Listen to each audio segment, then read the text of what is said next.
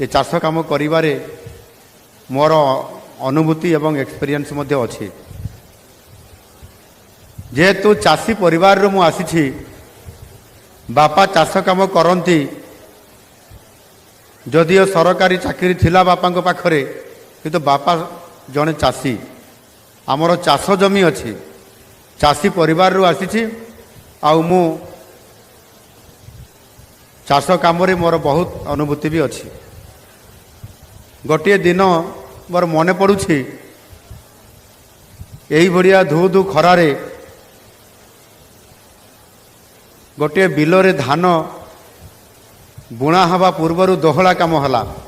आगरे हल करने मते बापा कहले, ये जेतिकी आम ये मंच अच्छी, ये स्टेज अच्छी, यही एत बड़ बिलटे, बड़ बिलटे, छोट बलद आमर बड़ बलद रही था, भल बड़ लंगल भी थाए, किंतु से वर्ष जेहेतु जो कोठिया किंबा जो बगाड़िया कहती ताकू आम पाई पारले नहीं बापा, तो काम किए कर चाष तो हम शेष बापा निजे चाष काम कले, मते काम लगेदेले।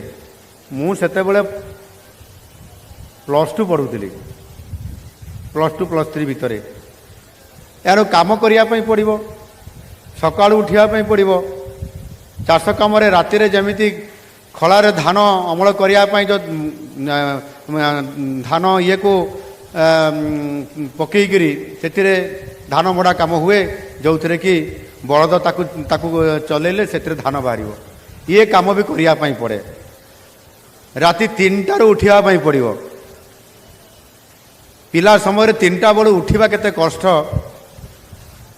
ये कथा मन पड़े भारी कष्ट भी लगे। आज दिन में मत खुशी भी लगे जे जाओ मु चाष कम बापा मते सेते बड़े जोर जबरदस्ती कम लगे से धान बुणी देले एते बड़ बिलरे। मु दोहला काम कर सारला परे समय हो गला, सेते बेलू पाखापाखि 10:30 सकाळू मु जाइतिली।